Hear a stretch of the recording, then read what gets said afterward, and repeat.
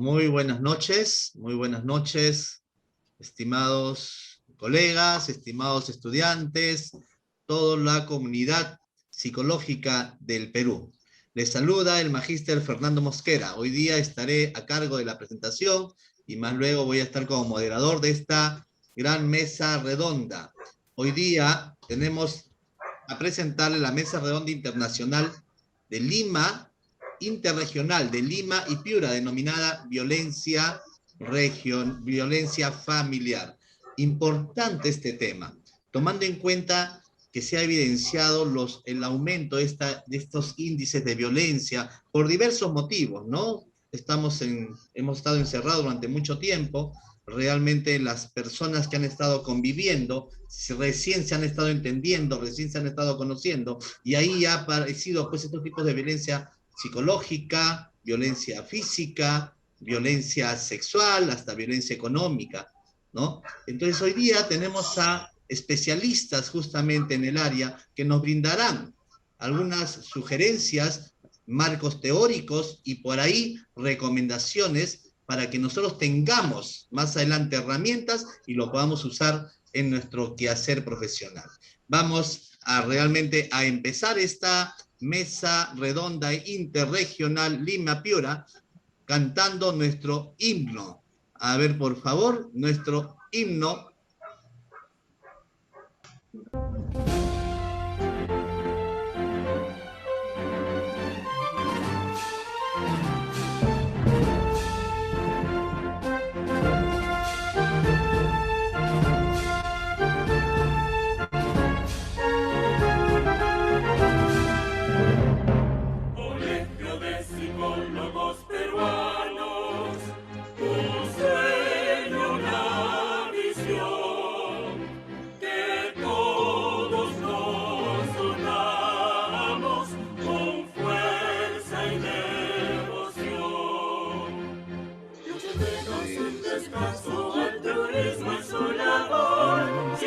Enarbolando la visión del triunfador. Muchos años han pasado, renovamos el querer. Admirados fundadores, memorables han de ser. Colegio de psicólogos peruanos, un sueño, una visión, que todos nos unamos con fuerza y devoción. Entre emociones, armonía, integración, los hermanos colegiados entraremos con amor, despegando niebla y brumas, regocijo en su interior. Lo seguirá el caminante que anhela un mundo mejor. Lo seguirá el caminante que anhela un mundo mejor.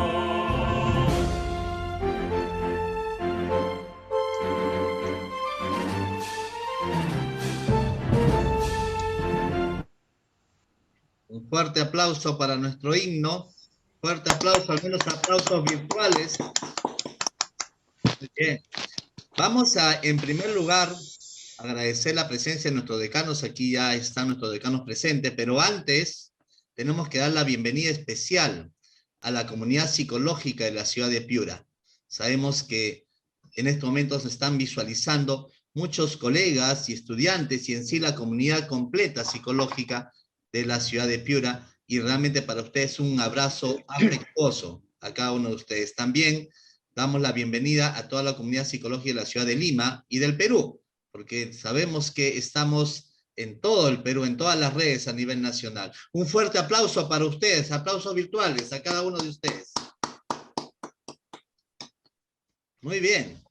Ahora vamos a continuación pasar a presentar a nuestros representantes, a nuestros decanos regionales, las personas que nos representan, tanto en Lima como en Piura, ¿sí? Para tal efecto, vamos a dar pase a nuestro decano regional del Consejo Directivo Regional 5 de Piura, el doctor Miguel Calderón Castillo, que lo recibimos con un fuerte aplauso virtual.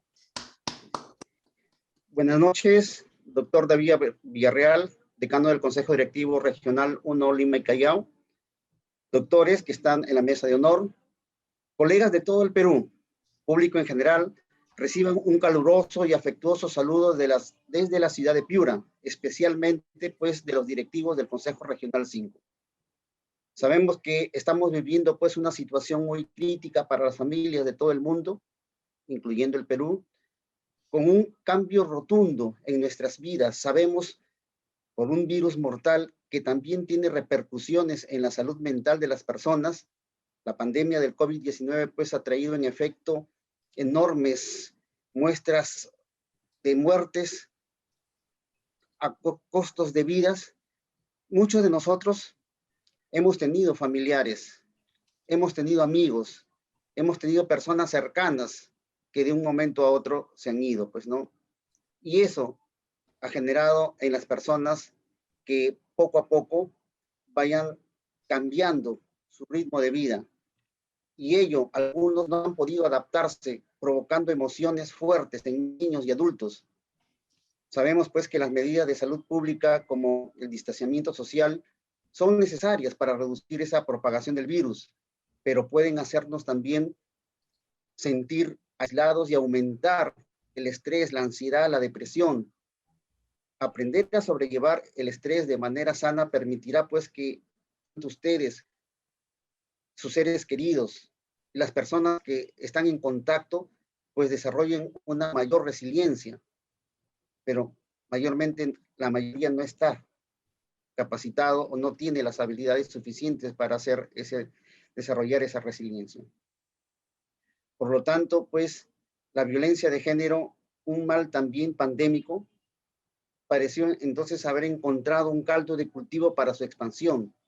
El confinamiento significó para cientos de mujeres compartir un espacio familiar con su agresor. En otros casos, la frustración, el estrés y la ansiedad propiciaron episodios de violencia familiar. También los roles y estereotipos de género jugaron en contra de la mujer, que tuvo que dedicar pues más horas al cuidado, a las labores domésticas, incluso incluir dentro de sus actividades el acompañamiento para sus hijos. Frente a esto, nosotros somos los profesionales indicados, los especialistas de la salud mental, por lo tanto debemos pues estar a la altura de el mejor nivel de competencia profesional para poder actuar frente a ello. Justamente el Consejo Directivo pues, Regional 1 a bien tiene desarrollar estas actividades hoy día en el Congreso del Tercer Congreso Regional de Psicología, que tendrá a cargo pues con unos ponentes, renombrados ponentes, y para ello pues llevo el saludo de todo Piura para todos ustedes. Muchas gracias. Gracias, doctor. Un fuerte aplauso para el doctor. Palmas virtuales. ¿Sí? Muchas gracias, doctor. Ahora vamos a pasar a presentar a nuestro decano regional, al doctor David Villarreal Huertas. Él es nuestro decano regional del Consejo Directivo Regional 1, Lima, Callao e Ica. Lo recibimos con un fuerte aplauso, doctor. Bienvenido. Doctor Miguel Calderón, decano del Consejo Directivo Regional 5 Piura, estimados colegas de la mesa redonda, doctor Manuel Arámbulo, doctora María Elena Bardales, doctor Rafael Ballena, doctora Pati Cay, estimado doctor Fernando Mosquera, colegas, para nosotros es un alto honor poder realizar esta mesa redonda interregional, ¿no? Integrando de una manera virtual a Lima con Piura, ¿no es cierto? Todo esto dentro del marco del Tercer Congreso Regional de Psicología, Congreso Internacional de Psicología, que realizaremos próximamente. Y es un especial gusto, yo particularmente quiero mucho a Piura, he estado muchas veces allí, y realmente es muy grato realizar esta mesa redonda. La violencia familiar ha avanzado endémicamente hasta convertirse en un problema de salud pública en nuestro país. El número de feminicidios también se ha incrementado en forma alarmante y peligrosa. Nosotros, con esta mesa redonda, pretendemos poner sobre el tapete estos problemas. Hoy día vamos a contar con destacados expositores, especialistas, todos ellos en temas de familia, y que trabajan específicamente en la prevención e intervención de problemas de violencia familiar. Es muy gustoso tener a todos ellos en la mesa. Además, quiero presentarles el tercer Congreso Regional de Psicología, ¿no? Es un congreso que esta vez va a ser un congreso internacional. Es un esfuerzo del Consejo porque no solamente sea regional, ¿no? Porque ahora por la magia del Internet, por la magia del Zoom, podemos contactar a todo el país. Y es nuestro deseo, nuestro anhelo más caro, que este tercer Congreso Regional llegue a todo el país, a todos los consejos directivos regionales. Máxime que en este esfuerzo queremos que sea gratis, no hay que pagar nada, simplemente hay que inscribirse, y incluso la certificación tampoco va a tener precio, y la certificación va a llegar a los correos de cada uno de los participantes. Hay que inscribirse. La inscripción será recién en la quincena de agosto, ¿no? En la quincena de agosto, y a partir de ahí se pueden inscribir para que los días 2, 3 y 4 podamos estar en este congreso. Un congreso que por lo demás ya ha confirmado la participación de 20 expositores extranjeros. Ya tenemos 20 expositores extranjeros y tenemos muchas mesas redondas. Vamos a trabajar simultáneamente en 4 salas, ¿no? O sea, son 4 Zooms. 2 de ellas con capacidad para 1000 personas. Y 2 de ellas que van a tener una buena cantidad de participantes. Va a ser transmitido por Facebook Live, ¿no? Por Facebook Live, y específicamente queremos llegar al gran público psicológico. Este es un año muy importante. Este año las gestiones nos despedimos, pero queremos dejar un grato recuerdo a nivel nacional. Por eso yo quiero agradecer mucho a mi colega, al doctor Miguel Calderón, por habernos permitido hacer este enlace, ¿no? Creo que esta es la manera de hermanar a regiones hermanas, que nos queremos mucho, somos peruanos todos, y particularmente yo soy testigo que en Piura hay una gran actividad científica, hay una gran actividad de la psicología. Yo mismo he dictado muchos cursos, muchas veces en Piura, y por eso quiero agradecerle al doctor Miguel y felicitarlo por esa apertura que ha tenido con este tercer Congreso Regional de Psicología. Quiero pedirle a Dafne si nos permites compartir pantalla, si tú puedes proyectar algunas diapositivas, por favor. Sí, doctor.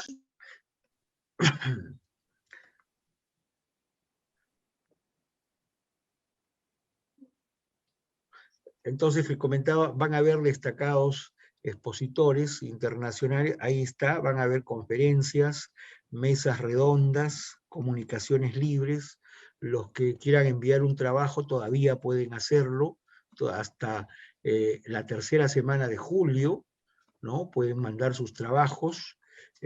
¿Cuáles son los ejes temáticos? Los ejes temáticos son psicoterapia individual, psicoterapia de pareja, psicoterapia de familia, violencia familiar, que es uno de los ejes que vamos a tratar, feminicidio, psicogerontología, psicooncología y cuidados paliativos, psicología social y comunitaria, psicología del niño y del adolescente, psicología forense, psicología ocupacional, psicología educativa, psicología de la salud, psicología de la sexualidad, psicología organizacional, psicología positiva, entre otros temas, ¿no es cierto? Y vamos a tener, decíamos, conferencias magistrales, ya confirmó su participación, entre otros, el doctor Marcelo Severio, de Argentina, con quien él es director de la escuela, de la escuela de posgrado de la Universidad de Flores en Argentina. Y entonces, en esa oportunidad, firmaremos un convenio con la Universidad de Flores de Argentina, en donde mediante ese convenio los colegiados peruanos pueden hacer con un descuento especial su doctorado. Ustedes saben que en Argentina no se necesita como requisito para hacer el doctorado la maestría, basta la licenciatura, ¿no? Entonces, lo único que se necesita es una carta del Consejo Directivo Regional 1, que puede ser el psicólogo de cualquier parte del país, para poder incorporarse a realizar este doctorado. Y firmaremos un convenio con la Universidad de Flores, el cual lo estamos preparando, ¿no? Han confirmado Alfredo Canevaro desde Italia, Adrián Hinojosa desde España. En la Van Villarreal. Han confirmado una serie de una puta fina y delicada. Expositores internacionales han confirmado su participación. O sea, habrán mesas redondas muy importantes, mesas redondas con temas específicos, en donde disertarán sus experiencias, los últimos alcances que vienen trabajando. Lo mejor de todo esto es que queremos llegar a todo el país. Será un congreso regional, pero nuestra ambición, nuestro sueño más preciado es que todos los colegas psicólogos del país puedan beneficiarse. La inscripción, repito, es gratuita y la certificación también es gratuita. Estén atentos para inscribirse, no va a haber límite de inscripción, y esto será a partir de la quincena de agosto, ¿no? De la quincena de agosto serán las inscripciones. En este tiempo estamos promocionando.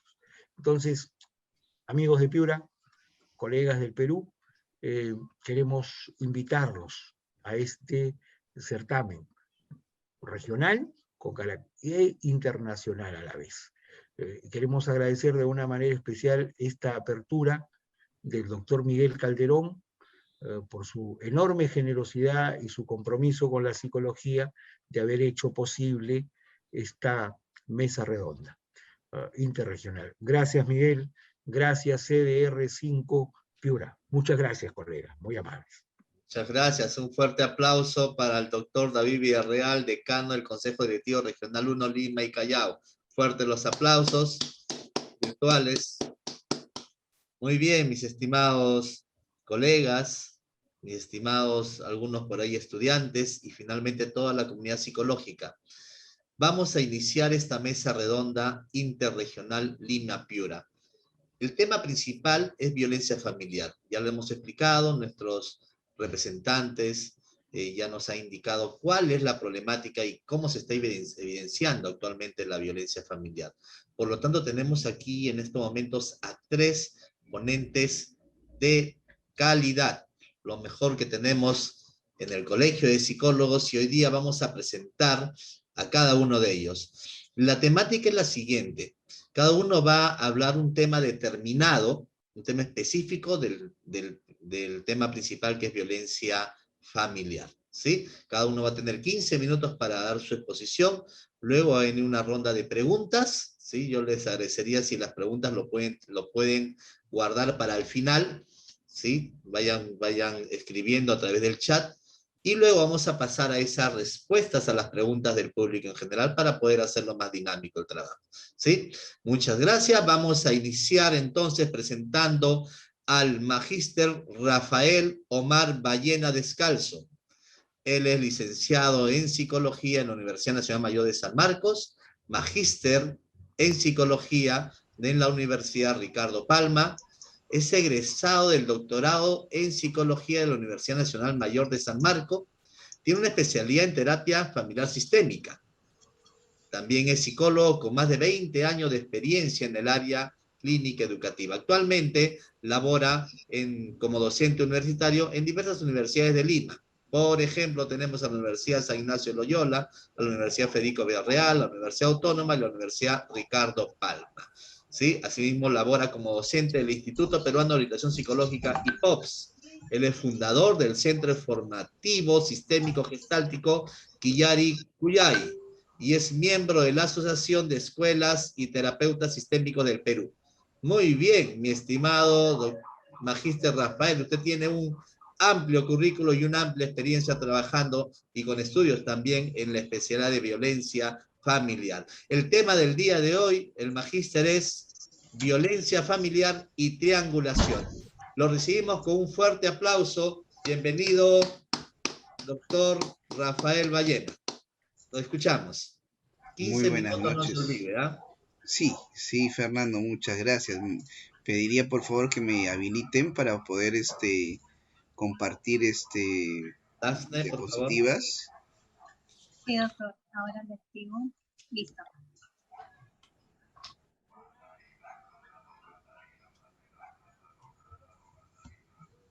Ok, ahora sí. A ver. Deme un momentito, ¿sí? Bien, mientras que vamos encontrando, bueno, es importante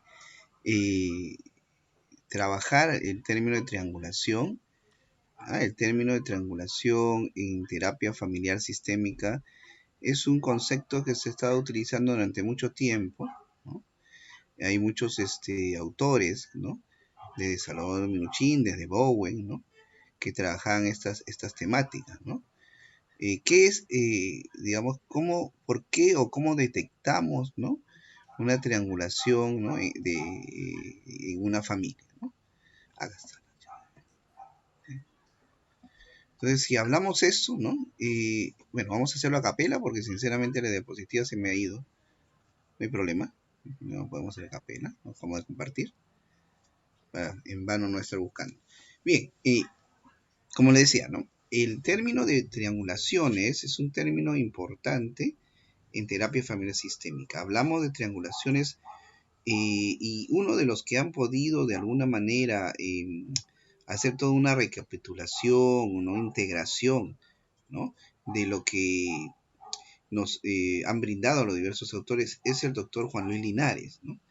El doctor Juan Luis Linares hace una clasificación de las triangulaciones. En primer lugar, hablaremos de triangulaciones como una alteración en la estructura familiar, donde uno de los padres, ¿no? Va a utilizar, ¿no? Esa es una de las definiciones más conocidas, ¿no? Va a utilizar a uno de los hijos para irse en contra del otro padre, ¿no? Sucede muchas veces en familias, pues, disfuncionales, e incluso, ¿no? En familias en las cuales los padres han tenido una separación. Y a pesar de la separación, persiste este tipo de alteración de la estructura, ¿no? Entonces, en toda familia, ¿no? Hay ciertas coaliciones.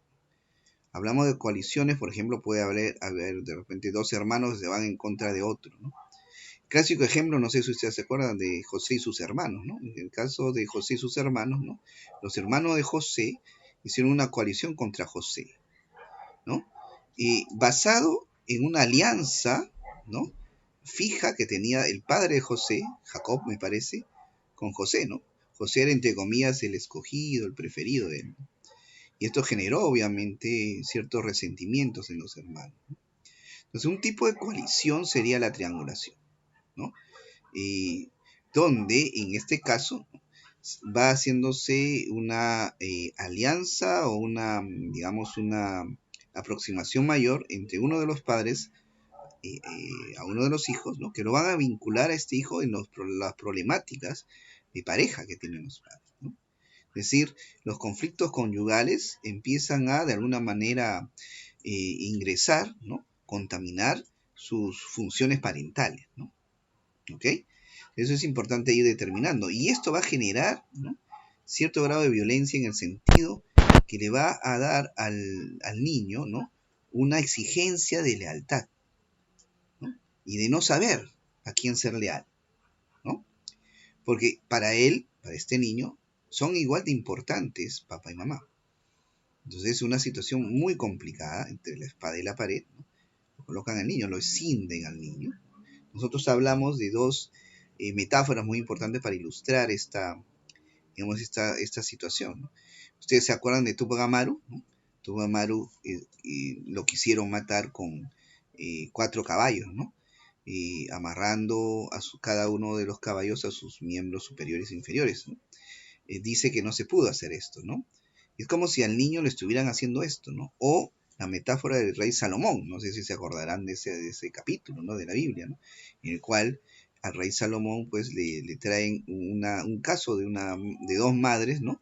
O 2 mujeres que se pelean por la maternidad de un niño, ¿no? Y Salomón, ¿qué es lo que dice, no? Al soldado, ¿no? Que coja una espada y lo corte en 2. Esa es una escisión, ¿no? Psicológica que le dan al niño cuando los padres no están en esta situación, ¿no? Juan Luis Linares habla de ciertos o de 4 posibles tipos de triangulaciones que van a generar obviamente un maltrato y una serie de secuelas en el niño, ¿no? Generalmente en el niño va a generarle pues una serie de una exigencia que le va a llevar una ansiedad muy alta, ¿no? Producto de estas exigencias de lealtad.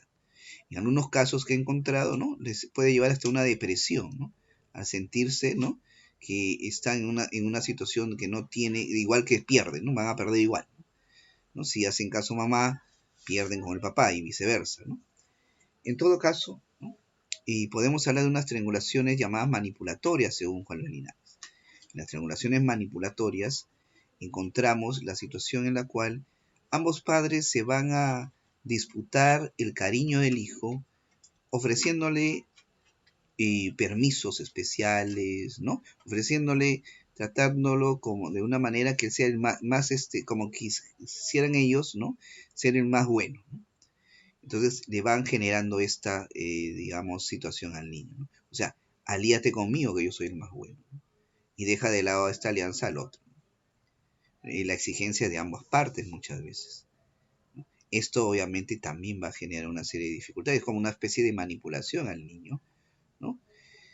Muchos casos podemos encontrar que podría esto voltearse hacia que el niño aprenda a manipular, dado de que los dos le ofrecen una serie de cosas, el niño se convierta también en un agente, ¿no? Manipulador, ¿no? Y poder generarse un problema conductual de repente. En todo caso, ese es un tipo de triangulación según Juan Luis Linares, ¿no? Hay otra triangulación que se llama la triangulación desconfirmadora, según Juan Luis Linares, ¿no? En la cual uno de los padres se va a unir a uno de los hijos, ¿no? Dado que hay una situación en la relación de pareja, ¿no? Donde hay dificultades en la relación de pareja, para irse contra el otro padre. Generalmente, el que está perdiendo en esta discusión, este conflicto de pareja, es el que se hace una alianza para irse en contra del otro padre, para descalificarlo, ¿sí? Desgraciadamente, aquí el que pierde al final es el niño, ¿no? Porque el padre, ¿no? Un niño va a ser difícil que pueda, ¿no? Obviamente ganarle al padre. Entonces terminan desconfirmado o digamos afectado el padre que está siendo pues el motivo, ¿no? de descalificaciones, pero también el niño que se siente, ¿no? También castigado, ¿no? Por ambos lados, ¿no? Porque incluso a veces el padre genera un castigo y la mamá o el otro progenitor no dice nada, no apoya y se queda en el aire, ¿ok? Y ahí tenemos una triangulación desconfirmada. Otro tipo de triangulación, según Juan Luis Linares, es la triangulación equívoca. La triangulación equívoca nos indica en esta posición en la cual ambos padres ya no tienen ningún tipo de diálogo, ¿no? Están tan heridos, ¿no? Que no son capaces de coordinar por el beneficio de los hijos, ¿no? Y entonces, ¿no? Cada uno cree que el otro debe hacer ciertas funciones, ¿no?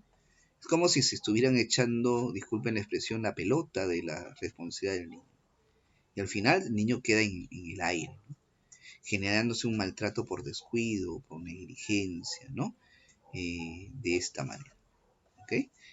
Y finalmente hay una triangulación complementaria, dice Juan Luis Linares, ¿no? Cuando en una relación donde papá y mamá, uno de ellos, generalmente el hombre, ¿no? Está en una posición complementariamente rígida, ¿no? Está arriba, ¿no? En una posición, digamos, de autoridad, ¿no? O de autoritarismo, ¿no? Y el otro está abajo. En ese tipo de familias, ¿no? Se tiende, dado de que la mujer, si es el caso de que está arriba, es el varón, la mujer, es tan sumisa que no puede, ¿no? Opinar y no puede decir nada, el padre generalmente genera un maltrato hacia la mujer, pero también puede generar un maltrato hacia los hijos, llegando incluso a un abuso sexual.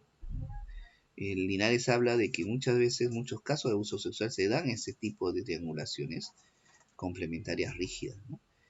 En donde la mujer generalmente no dice nada, ¿no? Está sumisa ante esto, ¿no? Y lo guarde como un secreto. Entonces son esas 4 tipos de triangulaciones que nos dice o nos habla Juan Linares, ¿no? ¿Cuáles son, no? De alguna manera, digamos, los espacios, según Juan Linares, en los cuales nosotros podemos ir viendo también la violencia? No solamente es en la situación de las triangulaciones, ¿no? Él habla de 2 ejes importantes en las personas que generan una familia, que es el eje, digamos, conyugal, ¿no? Y el eje, pues, parental, ¿no? Cuando hablamos de conyugalidad y parentalidad, ¿no? La conyugalidad es cómo me llevo con mi esposa, ¿no? Cómo creamos digamos, este nuevo, ¿no? Este nuevo sistema o subsistema que es el conyugal, ¿no? Donde debe haber pues una serie de, digamos, aspectos, áreas que tienen que estar satisfechas y subsanadas. Y también el aspecto de la parentalidad, que tiene que ver cómo coordinamos y cómo utilizamos nuestras habilidades parentales para el cuidado digamos, la formación de los hijos. Cuando la conyugalidad es armoniosa y la parentalidad está bien, ¿no? Hablamos de una familia funcional. No es perfecta, pero es funcional. Recordemos que las familias funcionales también tienen conflictos, pero saben resolverlos, ¿no? De forma apropiada, ¿no? Pero en el lado opuesto, ¿no? de esto están las familias donde la conyugalidad es conflictiva y la parentalidad, digamos, hay dificultades en la parentalidad, ¿no? Entonces, tienen dificultades como pareja, puede haber violencia, maltrato entre ellos, ¿no? Pero también a nivel de padres hay una serie de maltratos, negligencia, descuido y las habilidades parentales no están bien. Este tipo de familias se les llama las familias caóticas, ¿no? Se dice familias caóticas porque son familias multiproblemáticas, donde puede haber incluso pues situaciones en las cuales uno de los padres puede estar con problemas, consumo de drogas, etc. Y los hijos en estos espacios, ¿no? Donde son violentados, ¿no? Tanto directamente por los padres como por ver las dificultades de sus padres, ¿no? En cuanto a la violencia y maltrato entre ellos, ¿no? Tienden también a llegar a un momento en que hagan pues un problema de delincuencia, ¿no? Que empiecen a tener una serie de conductas así, o también que puedan tener consumo de drogas o alcohol.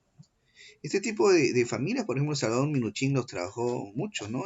Cuando estuvo en Estados Unidos, ¿no? Salvador Minuchin trabajaba con familias al principio multiproblemáticas, ¿no? Donde tenía mucha pobreza y una serie de cautizaciones entre ellas, ¿no? Y de ahí él en esa necesidad, ¿no? Pasó del psicoanálisis a crear la terapia estructural, ¿no? Por ejemplo, ¿no? Entonces, tenemos esa posibilidad también de encontrar este tipo de familia, ¿no? Por otro lado, ya hemos hablado de las familias con triangulaciones. En las familias con triangulaciones, el eje es la parentalidad está conservada, pero la conyugalidad es disarmónica, ¿no? Es difícil, es conflictiva. Por eso, que de alguna manera van trabajando ciertas exigencias a nivel de padres, ¿no? Lo hemos explicado hace un rato.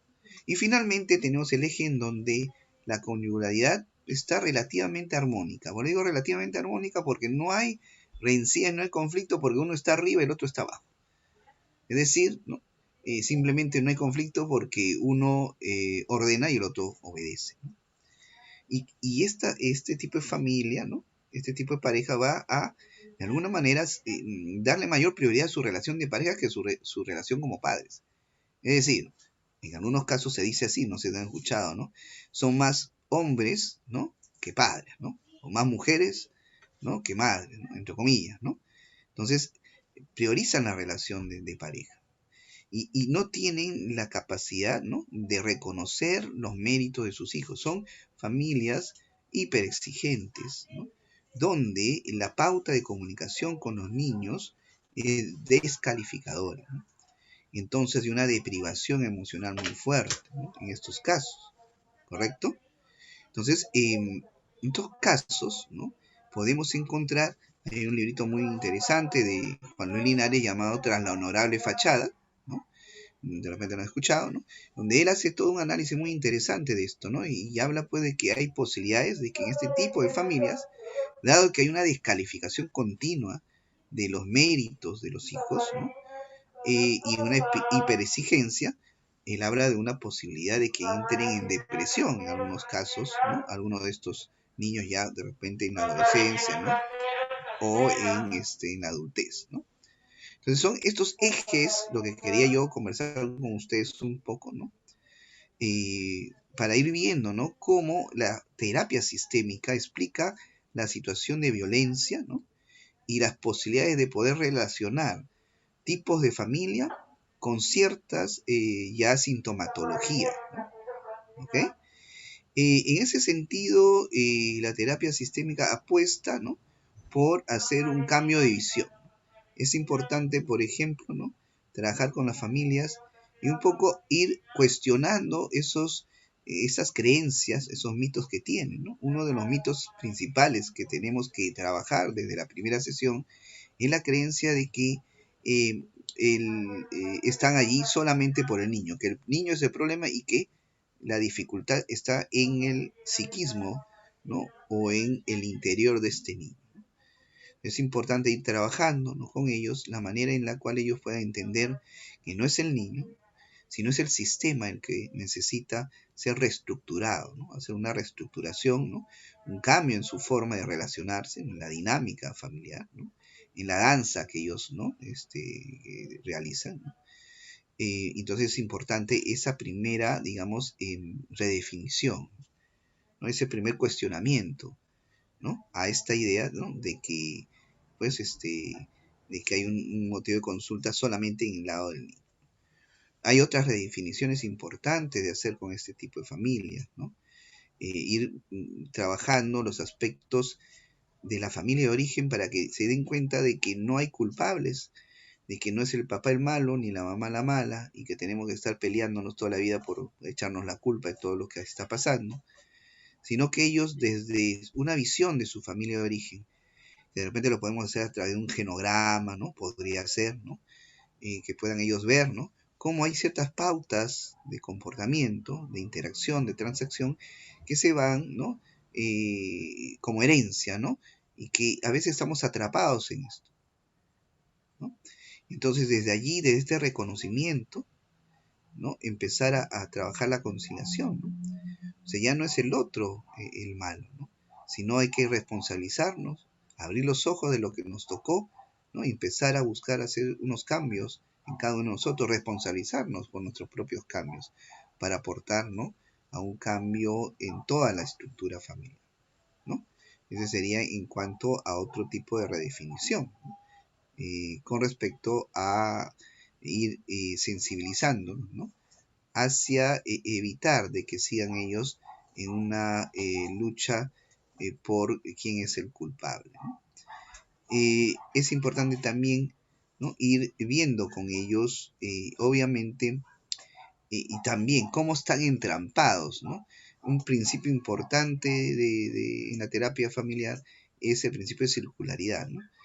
Buscar de que ellos puedan entender, ¿no? Cómo se van retroalimentando entre ellos, que el problema no es de uno, que el problema es de que todos aportamos, papá, mamá, hijos, ¿no?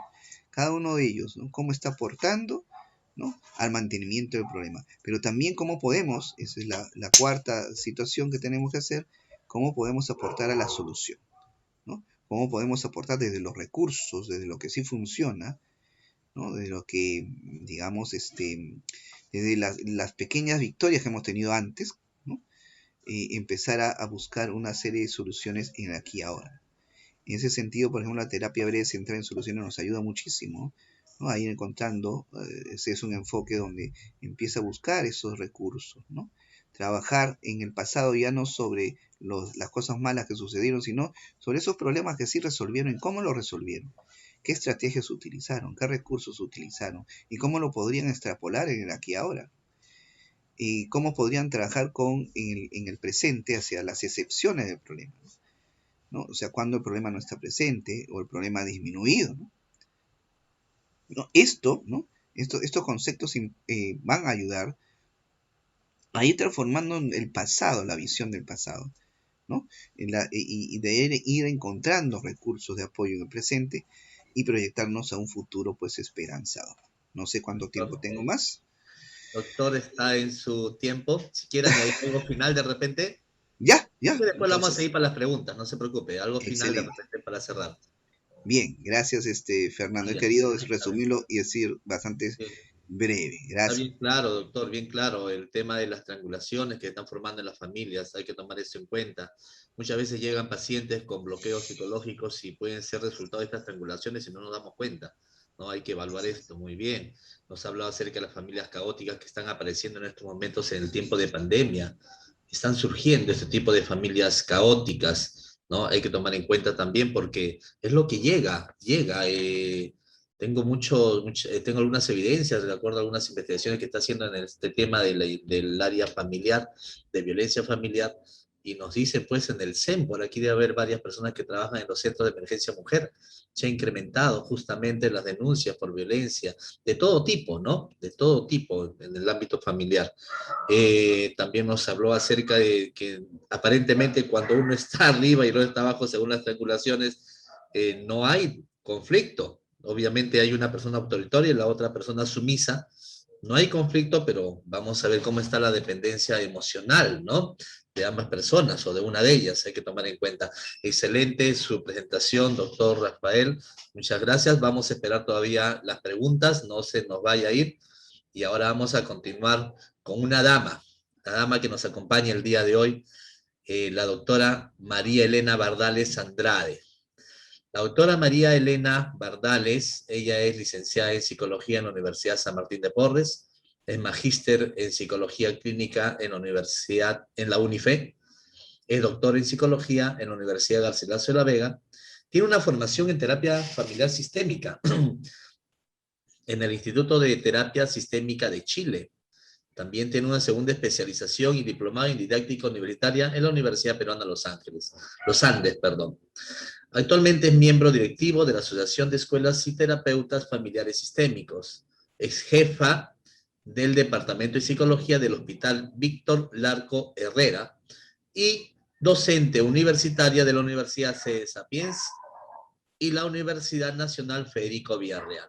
Hoy día la doctora María Elena Bardales nos acompaña con el tema violencia filioparental. La recibimos con un fuerte aplauso. Un fuerte aplauso para ella. Gracias por la invitación. ¿Me escuchan? ¿Sí? Sí, ahí están escuchándome.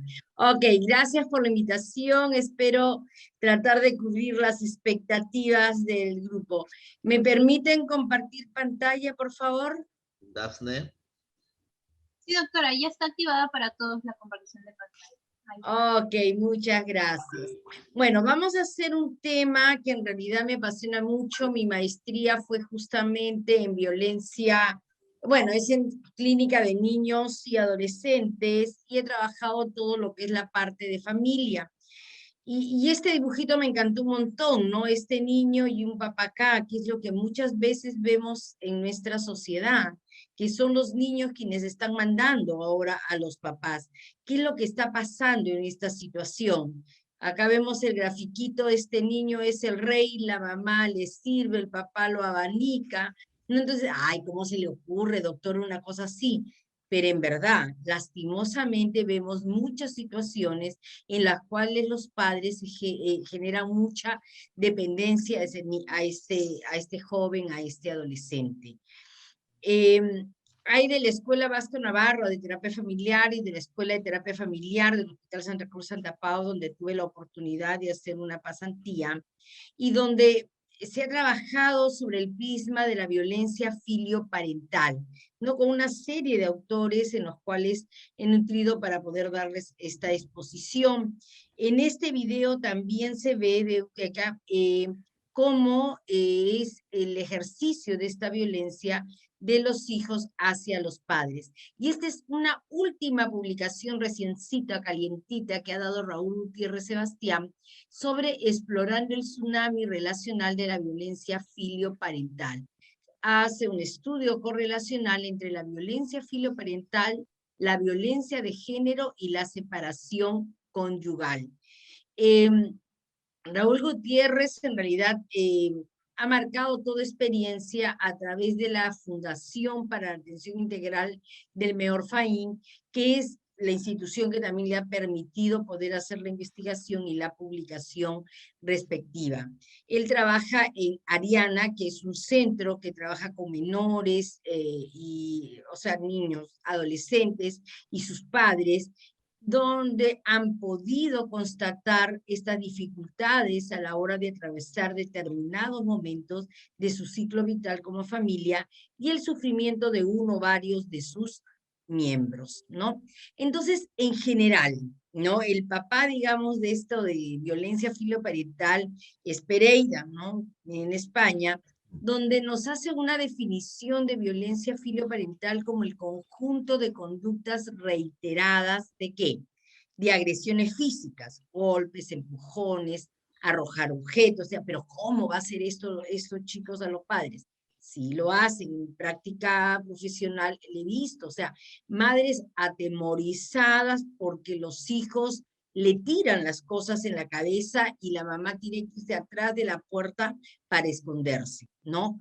Lo más común son las agresiones verbales, los insultos repetidos, las amenazas, sobre todo cuando los padres están separados, ¿no?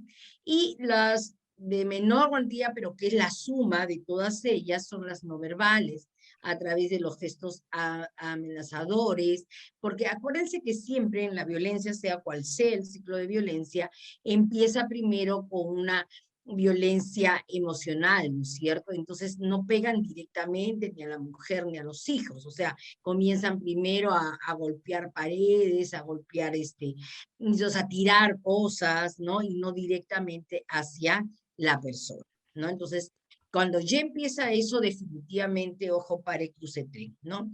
Pero esta violencia filioparental va dirigida a los padres o a los adultos que ocupan su lugar, no necesariamente a los papás, porque hay veces que esta violencia la hacen con los abuelos, que son quienes, entre comillas, crían a los chicos, o hasta las mismas nanas, que son quienes se encargan de los chicos, o sea, todo aquello donde está ejerciendo una violencia y es el adulto, se supone que el que tiene que encargarse de orientarlos o dirigirlos. Entonces, la violencia filioparental no solo afecta a quien puede ser agredido, sino al conjunto familiar, desbordado tanto por tensiones y dinámicas relacionales difíciles de gestionar. O sea, ya los padres no saben qué hacer con este monstruo. Y este monstruo a veces solamente tiene 7 años, ¿no? Aroca en el 2010 habló sobre el círculo de la violencia filioparental. Claro, y esto lo vamos a ver después en un cuadrito, ¿no? Empieza con una conducta suave, ¿no? Donde los padres hay una sumisión parental. Al haber una sumisión parental, hay una creciente exigencia del hijo o de la hija, entonces ante esta demanda, los padres ya se vuelven más hostiles, entonces, y les genera frustración porque no pueden manejar la situación, y los chicos se entran en revancha, venganza, la represalia del hijo hacia este padre. Eso que ustedes ven acá, yo lo he presenciado en la parte clínica, ¿no? O sea, realmente las mamás no saben qué hacer, dejan el hijo, lo gritan y las madres quedan en lo mismo, ¿no? Entonces, en este ciclo, por ejemplo, vemos la actitud parental suave, conciliadora hacia el hijo para reducir el estrés familiar, y entonces el hijo esto lo interpreta como una rendición, ¿no? Miren este dibujito, este papá ya no sabe qué hacer y el hijo está en lo mejor, ¿no? O sea, cuando el padre tiene esta actitud de repente un poco suave, conciliadora, entonces el hijo es cuando más emprende exigencias desmedidas y conductas más graves, desestimando así la jerarquía y la autoridad parental. Obviamente los padres adoptan una actitud luego severa, hostil, ay, este muchacho, qué barbaridad, ¿no? Entonces, y ante esta situación que ya los papás, o sea, cuando están fuera del lugar, comienzan a tratar de asumir su rol parental, el hijo emprende, ¿no?, lo que hablábamos de la revancha, con un incremento de frecuencia e intensidad de conductas violentas mucho más contundentes. Los progenitores se paralizan y pierden la autoridad, aunque sea de forma temporal, ¿no?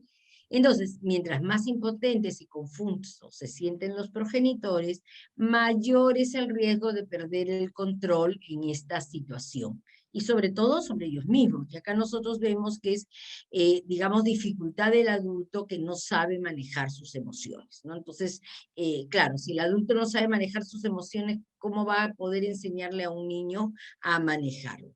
Entonces decimos, sucede esto, la actitud del padre vuelve suave, conciliadora, mientras más impotente siente, de repente dijo, si yo lo hablo bonito, de repente me entiende, nada. Si yo le grito, le esto severo hostil, tampoco me entiende. No, doctora, este niño no entiende con nada. Pero ahí vamos viendo que en realidad la parte de manejo parental que es de los padres no lo han sabido manejar, ¿no? Entonces se genera este ciclo de la violencia, la actitud conciliadora y sumisa parental, incremento de las conductas violentas del hijo, entonces ahí recién los padres empiezan a pensar en castigarlos, en reprimirlos, y ante esto los hijos definitivamente aumentan su conducta violenta. Y esto es el ciclo de la violencia filioparental, ¿no? ¿Cuáles son las características? Bueno, la reactiva cuando hay elementos desencadenantes. Puede ser la separación de los papás, algunos traumas aparecidos. Hay veces también, por ejemplo, ha habido un robo y el papá no hizo nada y el niño, el adolescente, o sea, se siente desprotegido por los padres, ¿no? O también puede ser como una respuesta defensiva. Y vamos a ver ahí que de repente hay padres que son muy hostiles y entonces cuando los chicos son pequeñitos dicen espérate ahí nomás, cuando yo crezca ahí verás, ¿no? Por eso es que en la adolescencia se tipifica esta situación. En la instrumental es dirigida a la obtención de algún beneficio sin previa provocación. O sea, es que ya como que desde chiquito los acostumbramos a darles cosas, ¿no? Y acá es que si no le das, claro, niño chiquito, pedido chico, niño grande, pedidos grandes. Cuando ya son grandes, los papás no les dan, o sea, no les enseña a frustrarse. No, los niños tienen que aprender a esperar. Yo le digo, esta época es la época de los niños digitales, ¿no? O sea, el niño dedo, le digo, todo lo hacen con dedo, todo es rápido. O sea, siquiera los que tenemos un poquito de 20 años para arriba, sabemos que antes la televisión, por ejemplo, tenías que esperar, prendías y tenías que esperar para que calienten un poquito los tubitos, así me contaban los abuelitos, y ahí recién tú podías, ver, entonces tenías, digamos, tenías que esperar, ¿no? Saber esperar. Habían que tú tenías que pararte para cambiar un canal, cambiar el otro, ¿no? Ahora no, o sea, en décimas de segundo los chicos pueden cambiar el canal que quieran ver. Entonces, todas estas situaciones que también son a nivel macro, que están influyendo, ¿no?, en las conductas de los chicos, se convierte también en algo instrumental como violencia si es que los padres no saben manejar la situación. Máxime si lo acompañan de una falta de empatía, ¿no?, en quien la ejerce. Otra característica es la verbal o física, que ya es a través de los golpes, puñetazos, ¿no? Pegando puñetazos a esos papás que, ya, entiéndeme, escúchame, ¿no? Ese tipo de situación que tú, que no, eso lo hago para que se despierten los que estaban dormidos. Mentira, ustedes jamás, ¿no? Ok. Este es un poquito el cuadrito que yo les quería enseñar, que es como la suma de todo lo otro.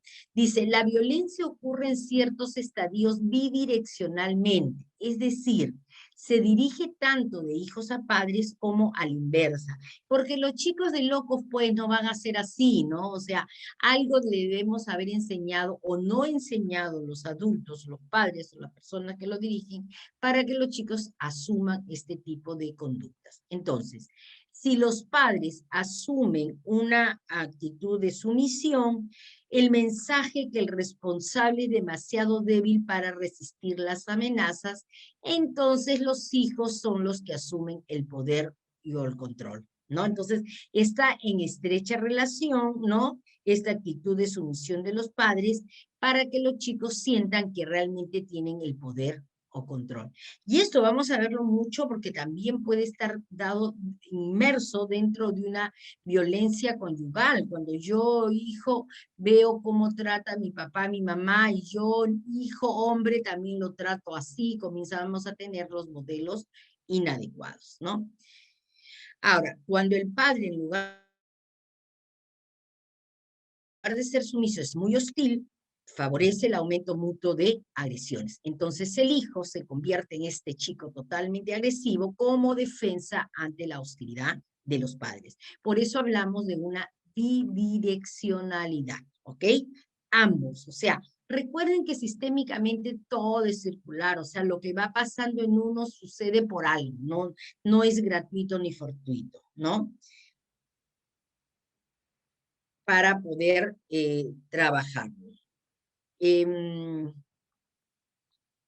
vas avisando cuánto me queda porque yo me enamoro y sigo avanzando. ¿Ya, Fernandito? Cuando falten 5 me vas avisando. Tranquila, doctora, todavía nos falta más. Yo faltando 5 le aviso. Me avisa, perfecto. No se preocupe. Entonces, en la etiología, sí, así soy. En la etiología, vamos a ver que muchas veces se dice son por las compañías, ¿no? Doctor, mi hijo es buenísimo, pero tiene unas juntas, esos pares, grupo de pares, por eso es que él es tan violento. Otra, no, mi hijo es muy bueno, pero los videojuegos, pues todos los videojuegos son de violencia, dicho sea de paso, es cierto, ¿no? Los videojuegos todos, si no matan, ya, feliz, la adrenalina pura. O sea, ustedes observen a los chicos cuando están jugando y se dan cuenta, pero cómo se sienten felices ellos cuando matan a otro, ¿no? O sea, ese logro de haber agredido a otro. ¿Es cierto? Es cierto, pero no necesariamente por eso es la violencia, ¿no? El consumo de alcohol o drogas, que, bueno, te puede llevar a cualquier tipo de violencia. La permisividad en la educación. Hoy en día se está trabajando mucho, ¿no? Porque hoy en día estamos viendo que los chicos, por ejemplo, están muy llevados a poder en los colegios. O sea, actualmente no van al colegio, pero estando en el colegio, no estando en el colegio, la autoridad lo tienen los alumnos. Si un alumno agarra y dice, este profesor me gritó, este profesor me pegó, entonces mire, este es un mal profesor. Antes los padres le daban permiso a los profesores para que puedan corregir a sus hijos. Hoy en día el hijo le llama, mamá, mi profesora me gritó, papá, mi profesora me dijo, oye, ¿qué se habrán creído? No sé qué, junto a todos los papás, sin antes siquiera haber preguntado qué fue lo que pasó. Encima ahora sabemos que en los colegios, bueno, ahorita no, pero en los colegios habían cámaras. Bueno, ahora en todas las clases hay cámaras, o sea, hay videos, o sea, en realidad, o sea, esta educación, esta situación de que ya pues lo que el niño decida, o sea, es en casa y es en el colegio, ¿no? Hay factores sociales familiares también, ¿no? Estos modelos inadecuados que podrían darse. Entonces, son factores, digamos, que vamos indicándolos como causantes de la violencia filoparental. Pero se observa, si nos damos cuenta en estas causas, se observan la poca conciencia de la influencia personal, también en este ejercicio violento, y la tendencia a la atribución externa de la problemática. Cuando nosotros sabemos que todo confluye, tanto la parte personal como la parte relacional, ¿no? Hoy en día decimos, los niños y adolescentes que conocen muy bien cuáles son sus derechos, pero tienen más dificultades para aceptar sus obligaciones y las consecuencias de sus actos, ¿no? Este típico, cállate la boca, o sea, ¿no? Y de repente, o sea, yo me acuerdo que salí en el hospital, ¿no?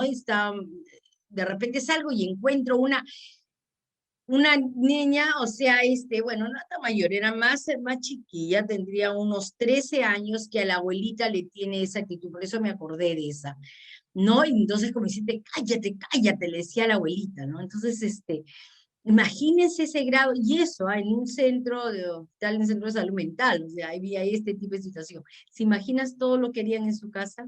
Entonces, claro, ¿por qué? Porque los derechos del niño y del adolescente, perfecto, salen los chicos con sus pancartas, estos son mis derechos, ¿no?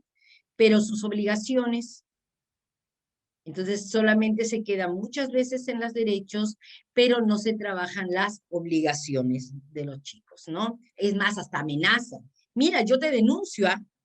Lo que ha pasado en muchos colegios, que los chicos denunciaban a los profesores porque las chicas de repente querían estar con el profesor y el profesor no quería y denunciaba, ¡ah! El profesor me quiso violar, el profesor quiso estar conmigo, el profesor me sacó una cita, ¿no? Y hasta que se investigue todo, que eso no fue, ya la mancha del profesor está, ¿no?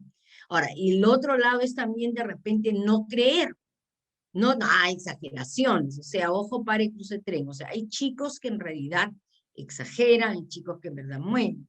Pero hay que estar con mucho cuidado cuando un niño dice, mamá, no quiero ir, no quiero quedarme sola con mi papá, no me quiero, no quiero ir a la casa de mi primito. ¿Pero por qué si tan lindo tu primito? No, mamá, no, ¿sabes qué? Mejor no. Ay, qué muchacha esta, ya vamos. Yo porque quiero conversar con la tía, o sea, ay, que los chicos jueguen. Y yo no sé en realidad lo que ha pasado, o sea, y hay muchas verdades, ¿no? He tenido el caso de una que ella tenía 13 años, bueno, era una chiquita terrible en el colegio, todo, pero ella decía que el señor que iba a hacer, estaba haciendo unos arreglos en la casa, quiso tocarlo. Y el papá lo tomó como que era, como ella no le había dado permiso para salir, para tratar de, digamos, convencer al papá para una salida, ¿no? Entonces, hay que tener mucho cuidado porque hay los dos extremos, ¿no? Hay niños que exageran para algo, pero hay niños que en verdad te están diciendo. Preferible empezar creyéndole al niño, ¿no? Y ser mucho más observadores y cautelosos para poder saber realmente lo que está pasando, ¿no? Le decía esto de que los docentes también se les ha atado de mano, ¿no? Ya no pueden llamar la atención a los chicos y esas características. ¿Cuáles son las características psicológicas de un adolescente agresor?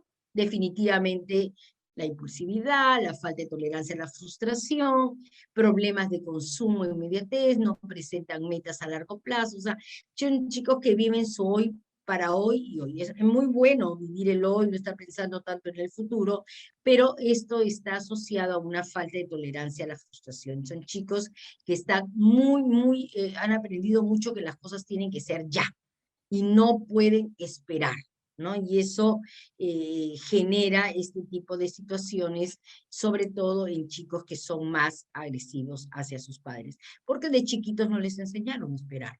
Entonces, en la adolescencia, pues con mayor razón, además que tienen más fuerza. A veces son hasta más altos, más grandes que los papás. Recuerdo una sesión de Minuchin que hablaba de eso, ¿no? Y lo hizo parar al papá junto con el hijo, y entonces el hijo se paró y lo miró de arriba abajo al papá, ¿no? Con una actitud como diciendo, ahora pues, ¿no? O sea, esas situaciones que se dan. ¿Pero por qué? Porque en realidad de pequeños no se formó, digamos, adecuadamente. Como Doctora, en ya caso te falta 3 minutos. 3 minutos, ya Sí. la otra característica, gracias, la baja autoestima que se da en cualquiera y los problemas de salud mental que también podrían estar.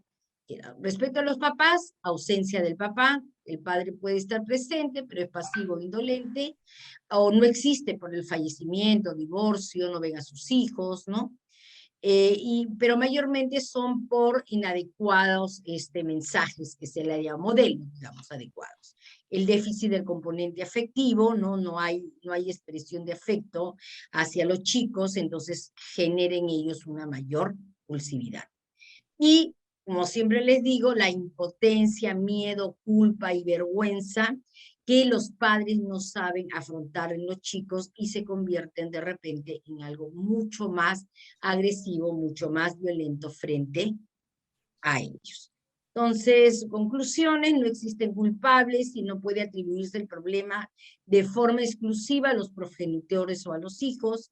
Más bien la clave está en la interacción, ¿no? Entre el temperamento de los hijos y los estilos de los progenitores. Ahora, de hecho, el temperamento de los hijos es algo ha sacado del papá, algo ha sacado de la mamá, y bueno, esa influencia tiene que darse, ¿no? Recordando siempre que los adultos son los que deben aprender a manejar sus emociones para enseñárselo a los chicos. Entonces, está en constante interacción entre las características de los padres y de los hijos. Hay padres que tienen esos problemas con este hijo que tiene estas características.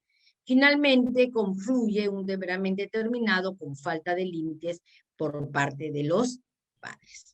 Bueno, quizás en otra ocasión podamos ir viendo cómo podemos nosotros manejar esta situación de una manera más relacional. O sea, pero recordar siempre que primero hay que enseñar a los papás a aprender a manejar sus emociones para que los chicos también lo puedan realizar. ¿Ok? Doctora. Acá lo dejamos. Excelente, doctora, excelente, excelente, doctora.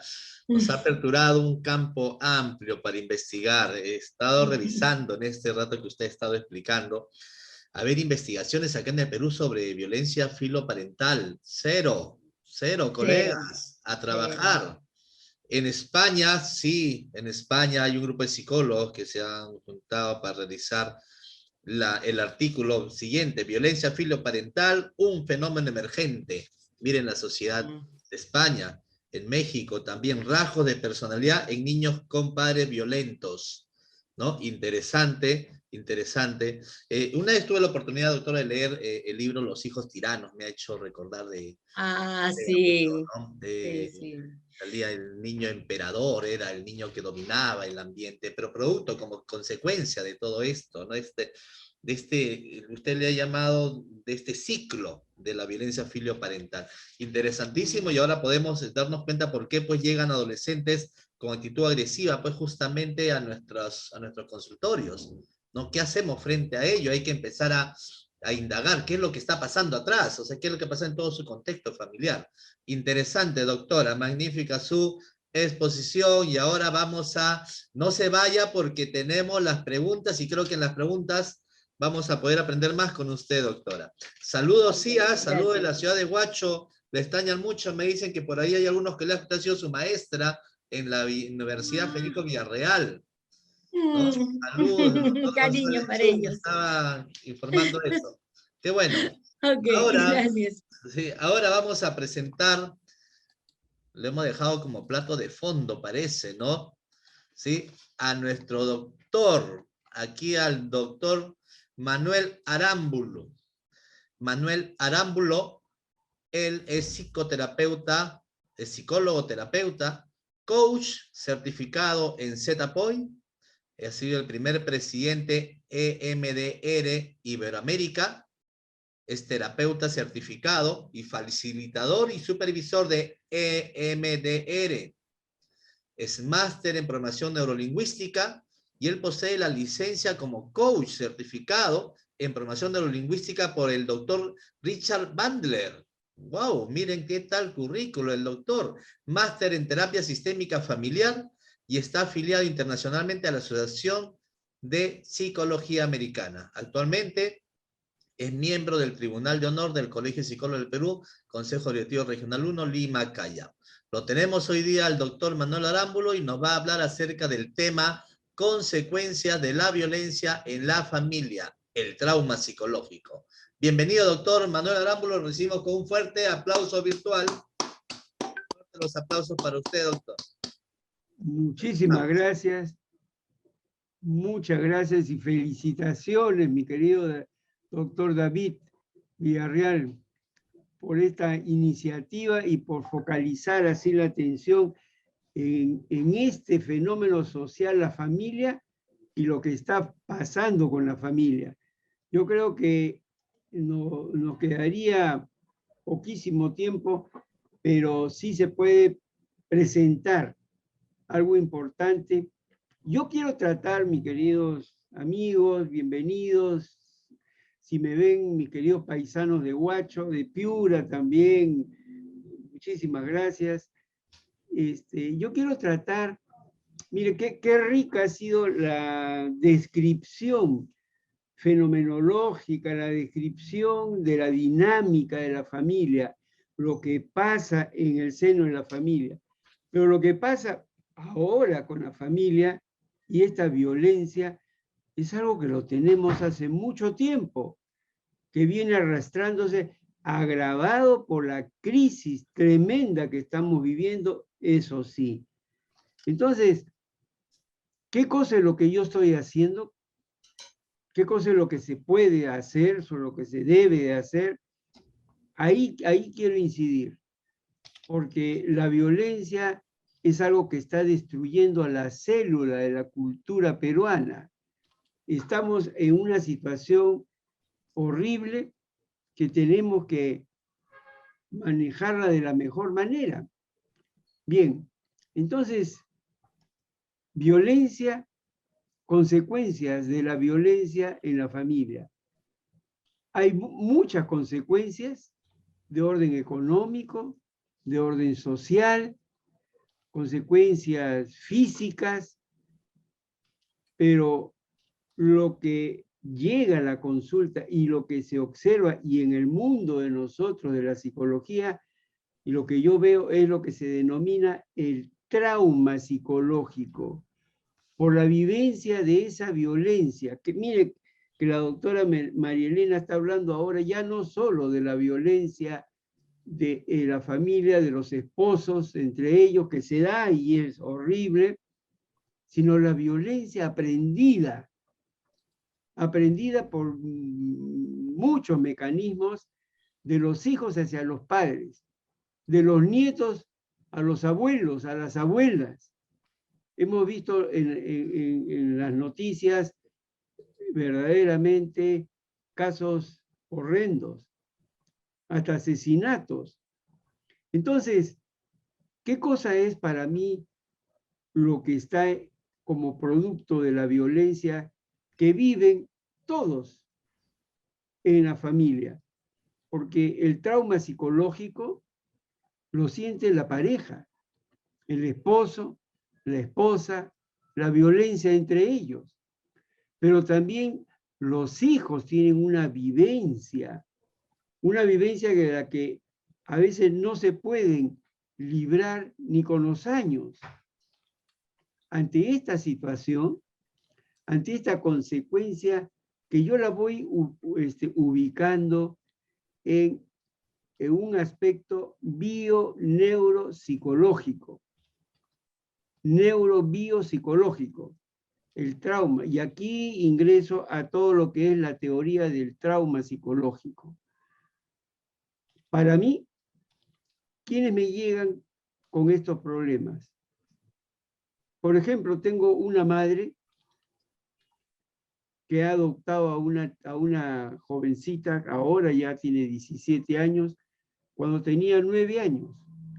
Y lo que dice la doctora Bardales, se ha convertido en un monstruo para la mamá. La mamá no sabe, se tiene que esconder en su cuarto, en su dormitorio, porque le quiere romper la puerta, la golpea, le prohíbe determinadas condiciones de vida social que tenía esta señora, que ha perdido, y ahí creo que había un aspecto también. Jay Haley, ahí en Palo Alto, hablaba de recuperar el poder y la autoridad en la familia.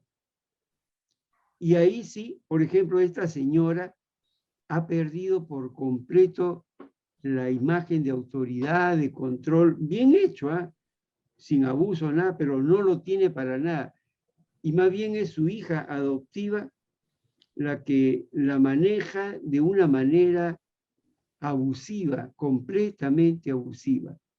Ante estas situaciones y ante la otra violencia, la violencia que viven durante años los niños que se van haciendo adolescentes, los adolescentes que se van haciendo adultos y que después se casan y tienen una pésima relación conyugal y que ya llegan a la consulta y en su narrativa van hablando de los horrores que vivieron con su papá y su mamá. Entonces, ante esta situación, yo he creado un enfoque sistémico ampliado y lo denomino así porque, permítanme mostrarle esto, ante esta problemática, yo veo que el terapeuta tiene que viajar, transitar de lo intrapsíquico, donde si vemos el trauma, en lo que es la teoría neurobiopsicológica del trauma, es en el sistema nervioso y en la manera de procesar la información disfuncional por completo, la que es el foco de atención. Y aquí tenemos muchas escuelas de psicología que trabajan directamente con lo intrapsíquico. Hace muchos años fue el psicoanálisis, el yo, el superyo, el ego. Y entonces, pero ya después se pasó a otro. Pero como terapeuta, yo me focalizo en todo aquello que representa cómo está construida la vivencia dentro de la persona. Y aquí está toda una epistemología con los paradigmas y las estrategias de la psicología que va a lo intrapsíquico. Pero no me puedo quedar ahí. Y también yo, felizmente, con el chip que tengo todavía en el cerebro y mi enamoramiento con la terapia familiar sistémica, yo digo que de lo intrapsíquico, en este tipo de problemas de violencia de familia, tenemos que ir a otro paradigma, a otras estrategias y metodologías que están en lo interpsíquico, cuando ponemos en contacto un psiquismo con otro psiquismo, la comunicación, la relación, la interinfluenciabilidad de uno con otro, en parejas, en hermanos también, y pasar a esto interpsíquico a la familia con varios miembros en comunicación. Es en esta situación donde para focalizarme y resolver que hay que hacer en lo que yo tengo, hay que construir una conceptualización, por eso digo, una conceptualización multimodal, una conceptualización de los casos de violencia que nos llega, donde tenemos que ver cómo está construido esta mente y este cerebro que presenta la violencia como víctima. Porque el victimario casi nunca pide consulta. Tengo algunos que llegan, porque se dan cuenta también.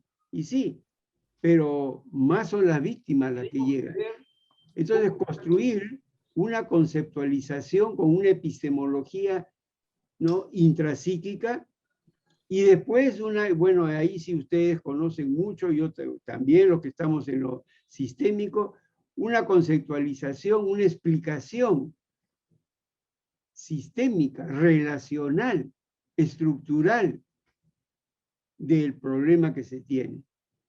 Es ahí entonces donde para mí surge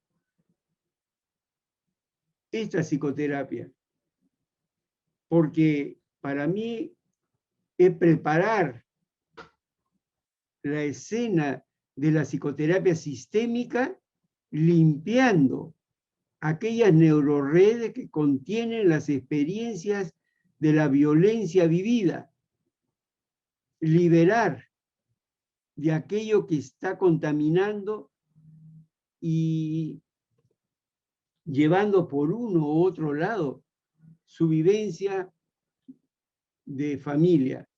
¿Cómo viven la familia? ¿Cómo la viven? El padre, la madre.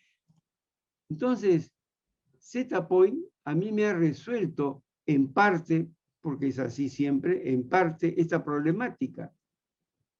y representa para mí un verdadero cambio de paradigma en la aproximación psicoterapéutica.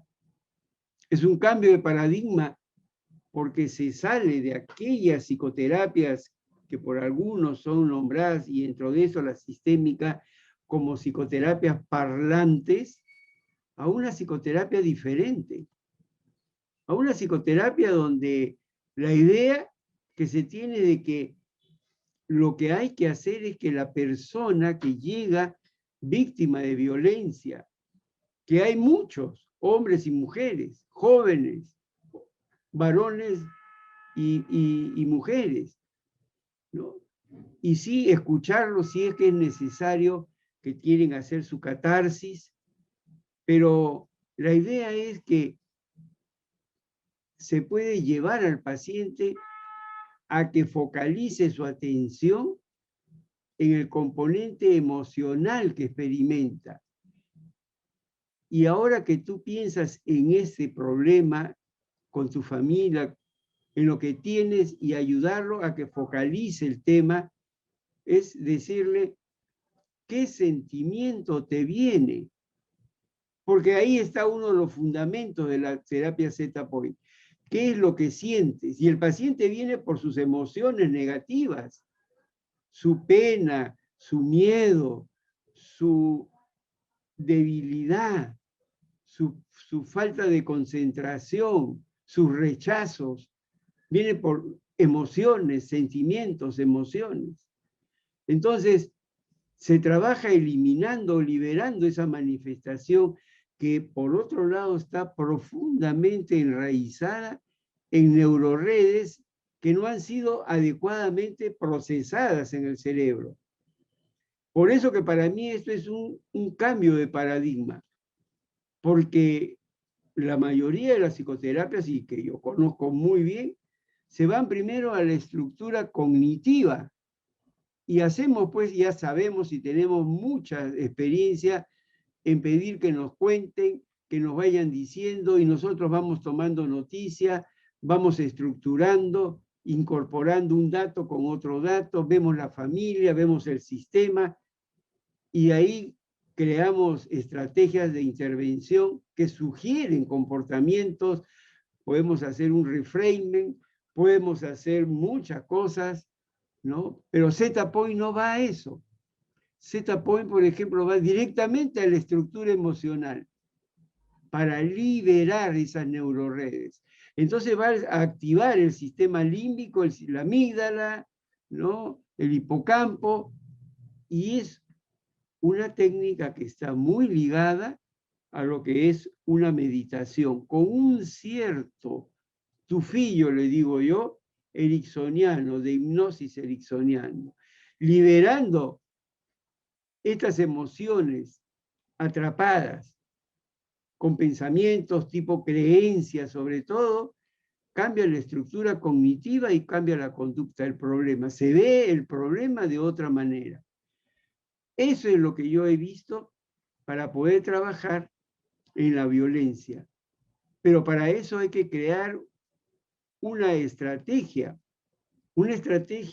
metodológica que permita individualizar primero a los miembros para poder trabajar individualmente.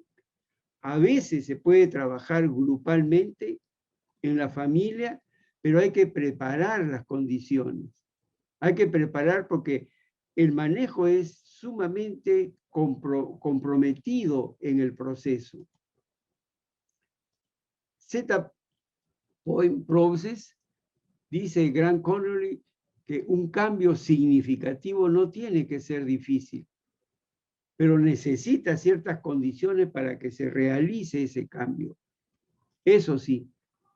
Y entonces, bueno, yo acá tengo unos testimonios, pero para no hacerla muy largo porque me va a faltar tiempo, aquí de una psicóloga, una colega que termina diciéndome: gracias Manuel Arámbulo por compartir con nosotros esta maravillosa técnica. Un cambio para ella increíble, como muchos que no creían que podía ser y que manifiesta, lo dejo ahí.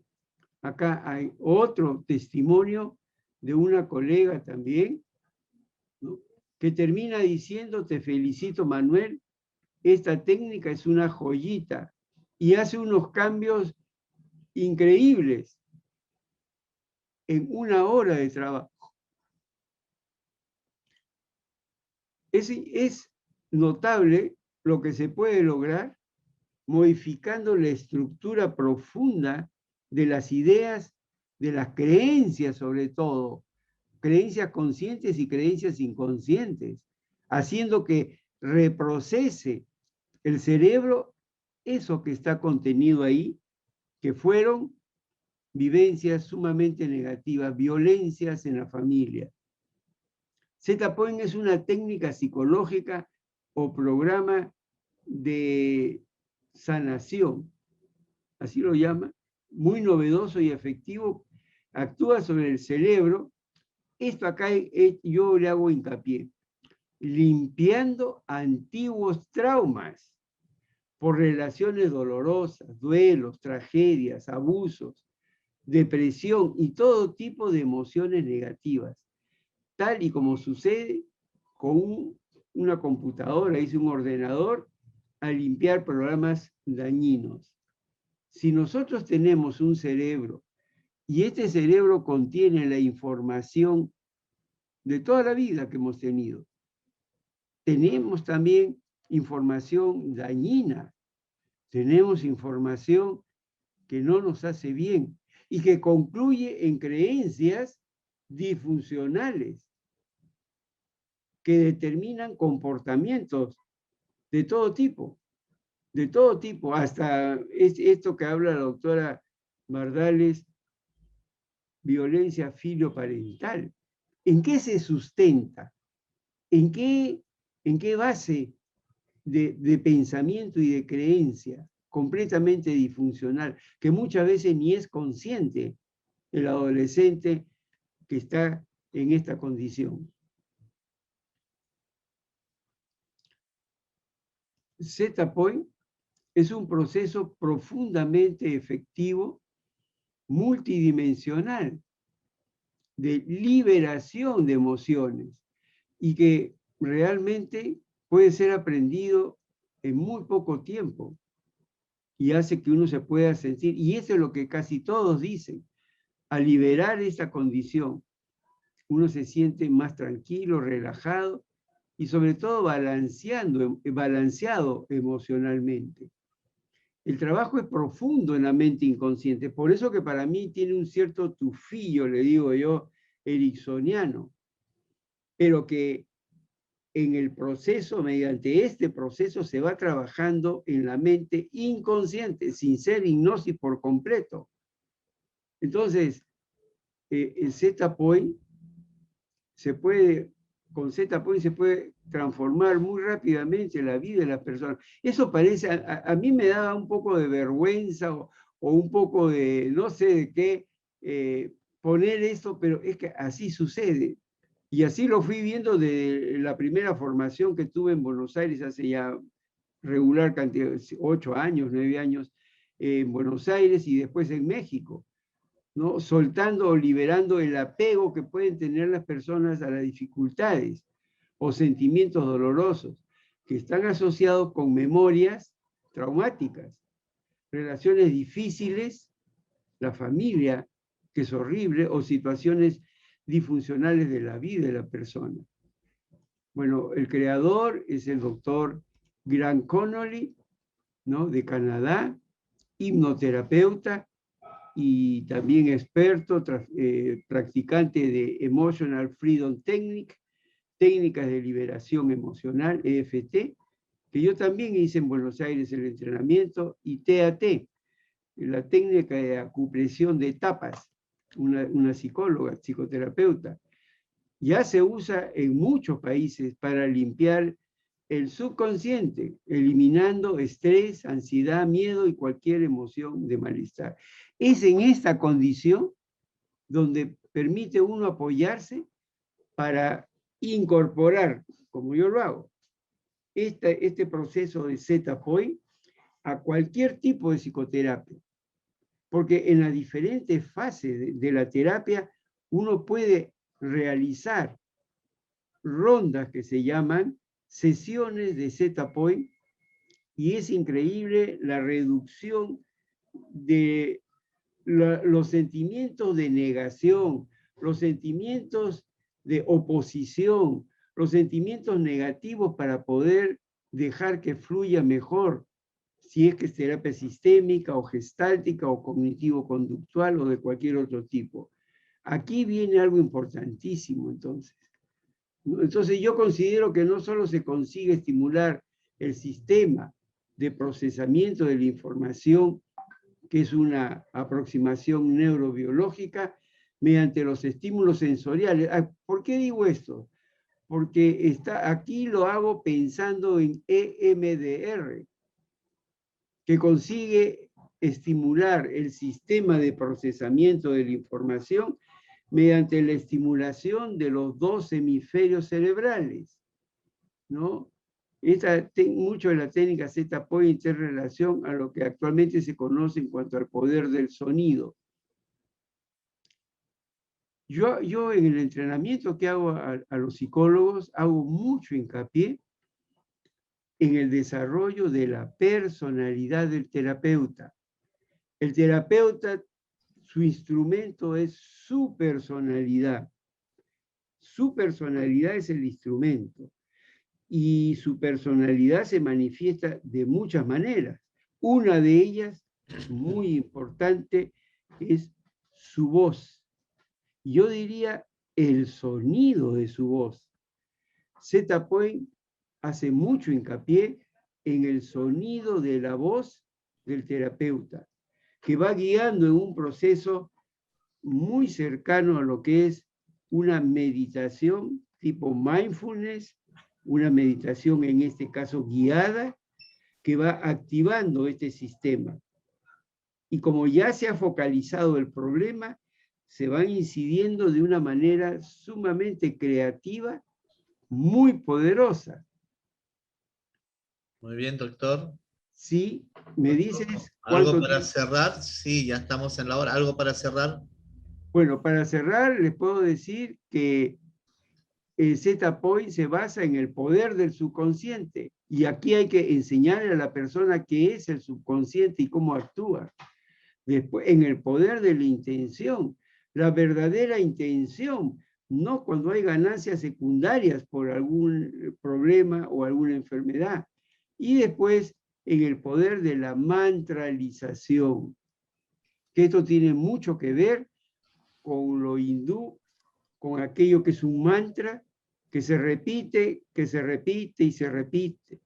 Yo creo que he encontrado unir Z-Point con la terapia sistémica en un marco de terapia que me permite ir de lo intrapsíquico a lo interpsíquico y tener lo mejor de cada uno de estas herramientas psicoterapéuticas. Muchas gracias, mi querido Fernando, y un saludo a todos. Fabuloso, doctor. Doctor, la técnica psicológica de sanación, Z-Point, ¿no? Z-Point. Y un enfoque neurobiopsicológico del trauma, nos ha explicado el día de hoy, trabajando el tema de las neuroredes de la violencia. Interesante el enfoque, muy interesante, y sobre todo cuando nos dice la violencia filioparental también se puede trabajar a través del Z-Point. Y ahí, ¿qué nos dirá la doctora Bardales, no? De verdad. Y usted ha asociado la Z-Point además también con la terapia sistémica familiar. Es todo un, vamos a llamar, el anhelo de muchos conocer esto. Entonces, doctor, va a quedar todavía con las preguntas. Vamos a ver las preguntas del público. En el Facebook he visto que hay 234 comentarios. También he observado saludos desde Guatemala, desde España. Parece que lo están siguiendo ustedes desde allá. Eso está en el Facebook. Aquí hemos cerrado un rato el chat, lo hemos deshabilitado. Ahora vamos a habilitarlo solamente por unos minutos para poder recepcionar sus preguntas. Y si por el Facebook también hay preguntas, estamos siguiendo para poder en estos 10 minutos responder a algunas preguntas, ¿sí? Doctor Manuel, doctora Bardales está presente, muy bien, ahí está presente. Sí. Entonces, vamos a esperar las preguntas. A ver, señorita Dafne, si nos abre, a ver, nos abre el chat. Algunas preguntas Sí, por ahí. doctor, ya está abierto el chat para que puedan Perfecto. dejar sus preguntas los participantes. A ver, ¿alguna pregunta de los participantes? En el Facebook, a ver, muy bien, están saludando. Muy bien, ahí hay una pregunta primera. Doctor, en caso de violación sexual, nos dice por ahí, de repente la doctora María Elena nos puede ayudar en esto, con la experiencia que tiene el tema de la violación sexual, ¿cómo puede trabajar? O creo que esto va dirigido, perdón, esto va dirigido al doctor Manuel Arámbulo. Es un tema de qué manera podemos trabajar. A ver, algo breve, doctor, denle las pinceladas, porque todo esto viene después en el Congreso, hacer recordar que viene el tercer Congreso Regional de Psicología. Estas son actividades previas justamente para el Congreso. Están recién degustando algunos toques psicológicos con pequeñas herramientas, pero que lo van a ver en completo en el tercer Congreso Regional de Psicología. Recuerden que es gratuito, la certificación también es gratuita, y sobre todo la inscripción, hay que tomar en cuenta que es a partir de la quincena de agosto. Los días 2, 3 y 4 de septiembre vendrán expositores extranjeros, ya están confirmados 20 expositores extranjeros. Por favor, vayan pensando en qué momento se inscriben, porque cuando empiezan las inscripciones, rápidamente se cierran las salas. Hay que tener cuidado con eso.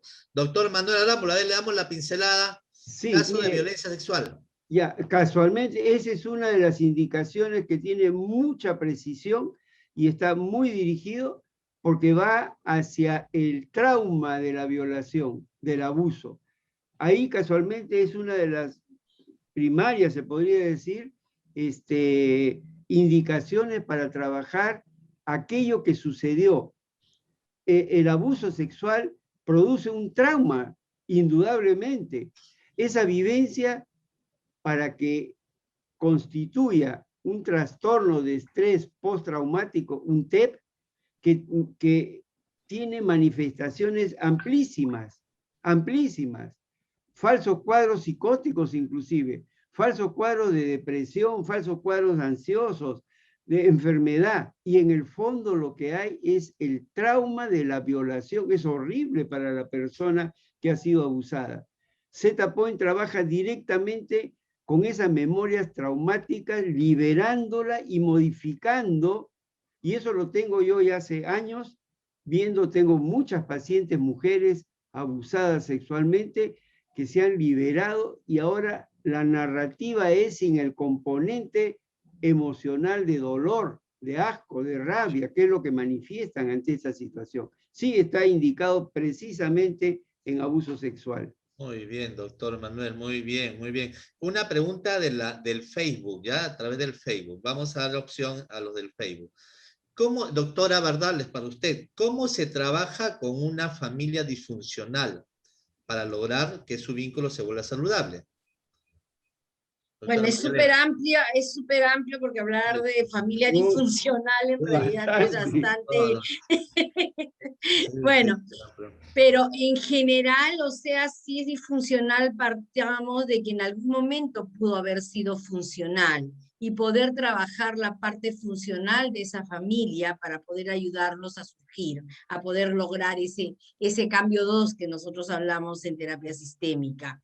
La experiencia me ha demostrado que ante las situaciones más difíciles familiares, si nosotros vamos trabajando la parte sana que tienen, porque todos tenemos una parte sana, con esa parte nosotros podemos ir trabajando y hacer, digamos, ese cambio. Y lo mismo del caso anterior de la violación. Mira, yo tenía un caso de una persona de 62 años que aparentemente vino por estrés, por ansiedad, que toda esta situación les había traído este problema de ansiedad, y trabajando simplemente qué cosa es lo que deseaba, al final salió los tocamientos que había tenido de parte del padre, ¿no? De pequeño, y que siempre él acochaba, o sea, lo que era simplemente era ansiedad, aquí se ponía muy nervioso, y lo que yo le decía, lo que la boca no dice, el cuerpo lo expresa. Entonces, eso es lo que él estaba expresando y comenzó a trabajarse ese tipo de situación. Entonces, son los dos aspectos, ¿no? O sea, hacer de que trabajar la parte sana de las personas, y eso nos va a ayudar a mejorar, digamos, dentro de cualquiera de las actividades que nosotros podamos realizar. Súper amplio. Excelente, doctora, excelente. Doctora, saludos de la Universidad Federico Villarreal, sus exalumnos. Caterín, Jessica, Valentín Delgado, son exalumnos de la Universidad Federico Villarreal. Me están extrañando bastante, doctora. Saludos desde España para usted, doctor Manuel Arámbulo. ¿Sí? Gracias, gracias. Conocido por allá también nos dicen. Muy bien. Mis estimados, vamos a... Aquí hay una última pregunta, ¿ya? Del Facebook también, del Facebook. El Z-Point lo podemos vincular directamente con la autorrealización del individuo. ¿Con qué? ¿Con qué? Con la autorrealización del individuo. Mira, yo organizo planes y proyectos de vida.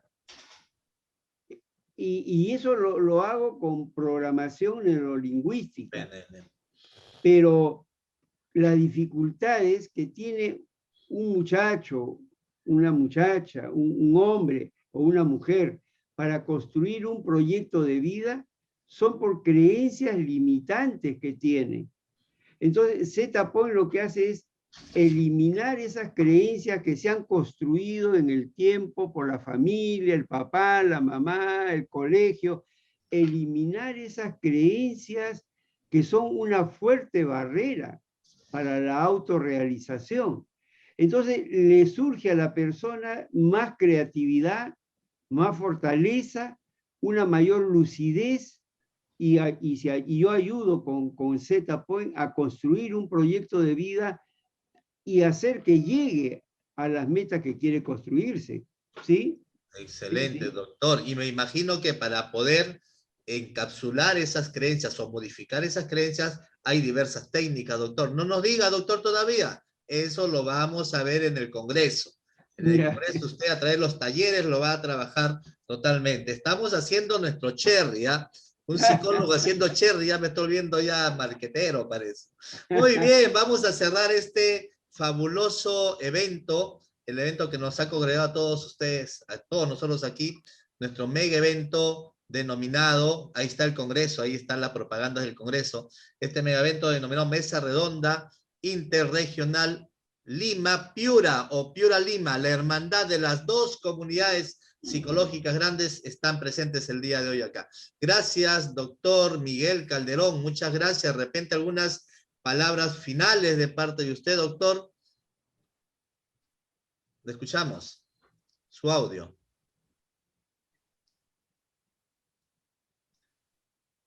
Su audio, doctor Miguel Calderón. Creo que... Sí. Ya está. Sí, ya está. Bien, para felicitar al doctor Villarreal por esta actividad que abre las puertas para seguir surgiendo con los conocimientos. Y agradezco por esta coordinación, a tomar en cuenta Piura, y estaremos siempre presentes por el bien de la psicología, por el bien de todos los colegiados. Muchas gracias. Muchas gracias, muchas gracias. Un fuerte aplauso para el doctor Miguel Calderón. Muchas gracias, ha hecho su esfuerzo desde Piura. Felicidades, muy agradecido con usted porque nos abre las puertas a la unión, no solamente Lima y Piura por separado, sino a la unificación porque somos uno solo. Realmente el concepto psicológico es uno solo y tenemos que estar siempre en esa vanguardia. Muchas gracias, doctor Miguel. Por ahí nos están pidiendo en las redes que por favor el Colegio de Psicólogos gestione un observatorio de violencia familiar. Interesante ese tema, ¿no? Que lo podemos trabajar en el Congreso también, ¿no? Un observatorio de violencia familiar. Interesantísimo. Muy bien, vamos a cerrar este evento entonces con las palabras, ¿sí? Finales de doctor David Villarreal Huertas. Les escuchamos, doctor. Ok, ahora sí. Muy bien, en primer lugar, para agradecer al doctor Miguel Calderón por esta apertura, por su generosidad, por su presencia y porque hemos podido realizar esta mesa redonda interregional. Queremos invitar a todos los colegas de Piura para este tercer congreso regional, que va a ser a la vez un congreso internacional, los días 2, 3 y 4 de septiembre. Va a ser un gran evento, estén atentos a las inscripciones, Nosotros hoy día comenzamos las mesas redondas interregionales y esperamos continuar. Dentro de 15 días hay otra, los invitamos también y así trataremos de llegar todas las semanas hasta que empiece el evento, hasta finales del mes de agosto, ¿verdad?